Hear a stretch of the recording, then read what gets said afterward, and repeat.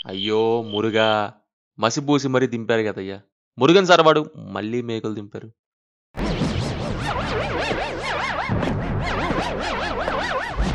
ఒకప్పుడు తీసిన డైరెక్టర్స్ ఇప్పుడు చేస్తుందేంటంటే, వాళ్ళ పాత సినిమాల్ని మళ్ళీ మిక్స్ చేసి, మార్చి సప్లై చేయటం. చాలా మంది ఇదే చేశారు. సినిమాల్ని షెడ్‌కి పంపారు. మురుగా గూడా అదే చేశారిక్కడ.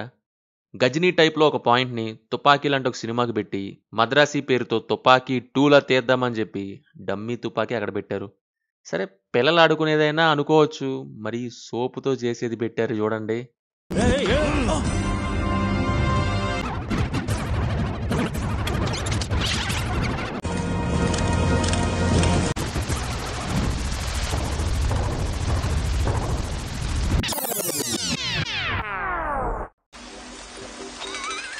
మాలతి, మాలతి, మాలతి, మాలతి.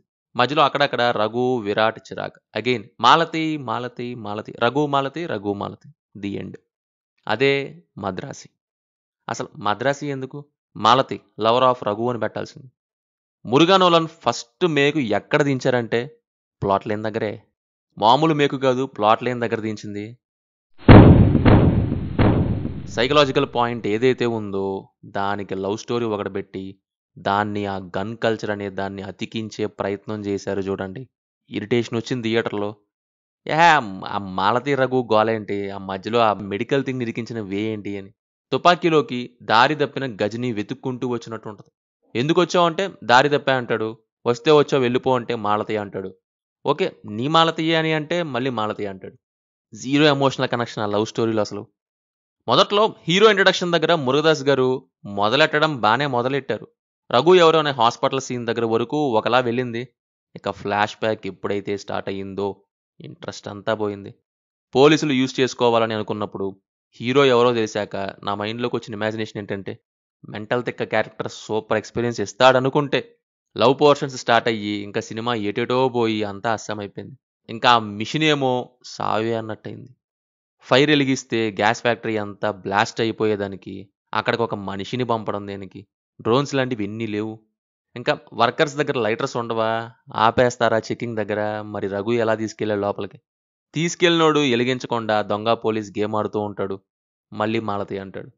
బేసిక్‌గా ఆ గన్ కల్చర్ అనేది ఇక్కడ చాలా వీక్‌గా ఉంది. బికాజ్ నా వరకైతే తుపాకీ చూస్తున్నప్పుడు ఆ స్లీపర్ సెల్స్ అండ్ వాళ్ళు చేసే థింగ్స్ దాన్ని డెస్ట్రాయ్ అంత ఈజీ కాదు అనే పాయింట్ కానీ, దానికి హీరో చేసిన ప్లాన్స్ కానీ, ఇవన్నీ అందులోనే ఆ సీరియస్‌నెస్‌ని తెలియజేస్తాయి. బట్ ఇక్కడేమో ఏదో ఆహార పొట్లాలు పంచినట్టు పంచుతారంట పబ్లిక్ ప్లేస్‌లో గన్‌లు. తీసుకో తంబి, వాడుకో అని వాడెవడో ఏదో వరాలిస్తున్న దేవుడిలా ప్రత్యక్షమై ఇస్తుంటాడు. తరుముతున్న వాళ్ళకే కనపడని వాళ్ళు ఆ గన్‌లు వంచేవాడి కళ్ళల్లో సీసీటీవీలు ఉన్నాయనే రేంజ్‌లో కనిపెట్టి మరీ ఇచ్చేస్తారంట. వాళ్ళేమో కాల్చేస్తారంట. ఈ సిండికేట్‌కేమో ఆర్డర్స్ వస్తాయంట. ఇదేం ఐడియా మురుగన్ సార్‌జీ. చాలా పొటెన్షియల్ ఉన్న కోర్ పాయింట్ అసలు ఆ గన్ కల్చర్ అనేది. బికాస్ స్లీపర్ సెల్స్ ఒకళ్ళ దగ్గర నుంచి ఒకరి దగ్గరికి ఇన్ఫో అండ్ ఆర్డర్స్ ఎలా పాస్ అవుతాయో అంతకంటే చాలా టఫ్ ఉంటది ఆర్మ్స్ పాసేజ్ అనేది. ఇక్కడేమో ఏదో గాల్లో ధూమ్ ధామ్ అన్నట్టు కొట్టేస్తారు. బికాస్ ఇన్ఫో పాస్ అవుతున్నంత ఈజీ కాదు వస్తువు పాస్ అవ్వటం. ఆ బొక్కలో లవ్ స్టోరీ బదులు కంప్లీట్ దీని మీద వెళ్ళుంటే బాగుండేది కదా అని నా ఫీలింగ్. ఈ మిక్సీ కొట్టుడు వల్ల ఏమైందంటే దానికి స్కోప్ లేకుండా పోయింది, దీనికి స్కోప్ లేకుండా పోయింది. ఎన్ఐఏ యొక్క ఇంపార్టెంట్ మిషన్ ఒక పక్క పెట్టి సోది లవ్ స్టోరీ అండ్ అసలు ఏ మాత్రం సంబంధమే లేని ఆ బ్రేకప్ పాయింట్ తెచ్చి ఎక్స్పీరియన్స్ మొత్తం చెడగొట్టేశారు. నువ్వు హెల్ప్ చేయలేదు అందుకే బ్రేకప్ అంటది హీరోయిన్. అదేందది? చివర్లో ఏమో వచ్చి నువ్వు హెల్ప్ చెయ్యి కానీ నీకేం కాకుండా చూసుకోయే అంట. ఇదేంటయ్యా ఇద్యా? షూట్ చేయాలి బట్ బుల్లెట్ బయటికి రాకూడదు అన్నట్టుంటది. ఐఏఎస్ అయితేనే లవ్, ఐపీఎస్ అయితేనే నో అన్నట్టు అదే రేంజ్ రైటింగ్ ఇది. లవ్ స్టోరీ అంతా ఇంతే ఏడ్చింది. ఫ్లాష్ బ్యాక్ లవ్వే లెట్ డౌన్ చేసి ల్యాగ్ చేస్తూ ఉంటదనుకుంటే ఇంకా పొంతనే లేని ఆ బ్రేకప్ రైటింగ్ చూసి మెంటల్ వచ్చింది. ఆ మెడికల్ పాయింట్ అదే హీరోకి ఉండే ఆ సిండ్రోమ్ విషయంలోనూ అదే పొరపాటు. ఇట్స్ బేసికల్లీ సేవియర్ టెంప్లెట్ అంతే. దానికి హీరోకి ఒక మెడికల్ థింగ్ తెచ్చి చేసింది ఏం లేదు. ఆ డంబు బ్రేకప్ ఐడియా రైటింగ్‌కి తప్ప దేనికి యూజ్ లేదు. హీరోయిన్‌కి ఒకటి ఉంటదంట. అందుకే మన హీరోకి కనెక్ట్ అయ్యి లవ్ చేసిందంట. అదేమో ఇంటర్వెల్ దగ్గర ఆమె చూపించిన ప్రేమకే పోయిందంట. అందుకనే బ్రేకప్ అంట. పళ్ళు ఇరగ్గొట్టుకోవడానికి ఏ రాయి అయితే ఏంటి? బ్రేకప్ అవ్వడానికి ఆ మెడికల్ థింగే ఎందుకు? ఈ గోలెందుకు అని. అసలు వాట్ ద ఫిష్ అనిపించింది ఆ రైటింగ్ సైడ్ నుంచి.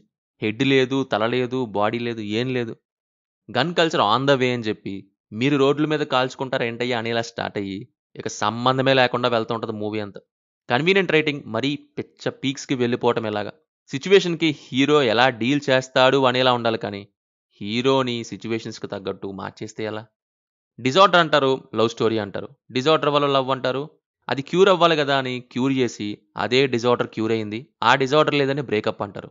కానీ కానివ్వండి, ఇంకేం చేస్తాం అనుకుంటే ఇప్పుడు మన హీరోనే మెయిన్ అవుతాడు అంటారు ఎన్ఐఏ మిషన్లో. ఇది ఎలా ఉంటుందంటే వీడి ఎన్ఐఏతో కలవాలనే ఆ బ్రేకప్ పాయింట్ పెట్టి ఆత్మహత్య అనేది అన్నట్టు. తగలబెట్టండి సార్ నిరంజన్ గారు. హీరో పోయే మిషన్కి పంపిస్తారు NIA team. Wait wait, hero కూడా పోతే ఎలా అని ఇప్పుడు గుర్తొచ్చిందో ఏమో. హీరోయిన్ని ఇప్పుడు తీసుకొద్దాం. హీరో సేవ్ అయ్యాడు. ఇక చివరి వరకు వాడు అక్కడికి వెళ్ళాలి, వీడు ఎక్కడికి రావాలి, అటు దిప్పు ఇటు దిప్పు. ఎప్పుడెప్పుడు వీళ్ళిద్దరు కొట్టుకుంటే విలన్ పోతాడని వెయిట్ చేస్తున్నారా జనాల్ని, అది వేసేసి లేపి పంపే అన్నట్టు. సెకండ్ హాఫ్ చివర్లో ఒక సీన్ ఉంటుంది. విరాట్ మంట వెలిగిస్తాడు మాలతి ఉన్న ప్లేస్లో. మాలతి ఏమో లేచి రఘు రఘు రఘు అని జపం చేస్తూ ఉంటుంది. అలా పడిపోయిన హీరోకి పాతవి గుర్తొచ్చి రఘు అనగానే లేచి వాడు విరాట్ని ఏ బిషా అని తన్ని మాలతి అని పరిగెత్తుతూ నిప్పుల్లోకి దూకి పక్కన నుంచి తీసుకొచ్చేస్తాడు.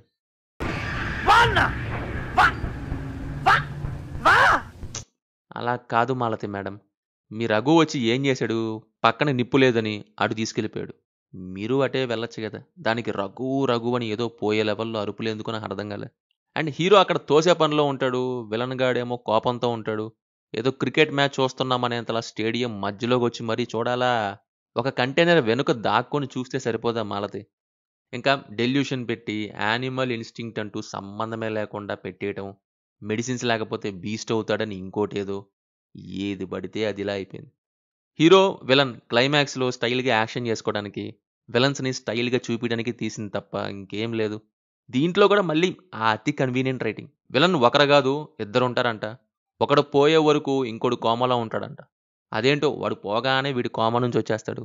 వాడు పైకి వెళ్ళి ఈయన్ని తోసేసాడేమో కిందకి. వచ్చి ఏం ప్రయోజనం? స్టైల్గా ఆడియన్స్కి ఒక యాక్షన్ చూపించు, హీరోతో తన్నులు తిని మళ్ళీ పైకి రా మై ఫ్రెండ్ అన్నట్టు. కాకపోతే క్లియర్గా చెప్పాలంటే బోర్ కొట్టించే ఫస్ట్ హాఫ్, శవాలు లేస్తాయనే సెకండ్ హాఫ్తో మురుగన్ సార్ వాడు మద్రాసి ఇచ్చారు అని నా ఫీలింగ్. పర్ఫార్మెన్సెస్ వైజ్ శివకార్తికేయన్ పర్లేదు, మ్యాక్సిమం చేసుకుంటూ వెళ్ళిపోయినట్టు ఉందనే కానీ ఇంకేం లేదు, nothing more. Hero character writing and script writing బాగాలేకపోవడంతో ఆ క్యారెక్టర్ అసలు ఏం అనిపించలేదు. రుక్మిణి అయితే కంప్లీట్లీ వేస్ట్. రిమైనింగ్ అంతా కూడా అంతే ఎక్సెప్ట్ విద్యుత్ జాంబాల్. ఓన్లీ విద్యుత్నే బాగా యూస్ చేసుకుందారన్న ఒపీనియన్. డార్క్ హౌస్ ఫైట్ అయితే సూపర్ ఉంది. టెక్నికల్గా అయితే okay okay, mostly camera work ఒక్కటే కొన్నిసార్లు డ్యూటీ చేసింది. మ్యూజిక్ అయితే లెట్ డౌనే. ఐ మీన్ ఆ ట్రైలర్లోని 2 సార్లు ఆ బీజిఎంసే వస్తుంటాయి. అండ్ అవి కూడా సరైన ప్లేసెస్లో పడలేదు. అసలు ప్లేసెసే లేవనుకోండి. ఇంకా ఫైనల్లీ మురుగదాస్ గారు అవుట్డేటెడ్ అయిపోయారు. నేను బాగానే తీస్తా కదా, ఏమైంది నా సినిమాలకి నా ఫ్రస్ట్రేషన్లో ఇంకా ఫ్రస్ట్రేట్ అయ్యి తీసి యాజ్ యూజువల్ ఫ్రస్ట్రేషన్ తెప్పిస్తున్నారు థియేటర్లో. మురుగా సార్ వాడు కూడా రిటైర్మెంట్ ఇచ్చేయచ్చు. శంకర్ మణిరత్నం గారి లాగా సేమ్ రూట్ మురుగదాస్ కూడా ప్రజెంట్. ఇంకా మీ ఇష్టం మరి. సినిమా చూసాక మీకు ఎలా ఉందో కింద కామెంట్స్లో మాతో తప్పకుండా షేర్ చేసుకోండి. రివ్యూ నచ్చితే మన ఛానల్ని సబ్స్క్రైబ్ చేసుకోండి. అలాగే బెల్ ఐకాన్ కూడా ఆన్లో పెట్టుకోండి. Will meet in next video. Thank you. జై హింద్.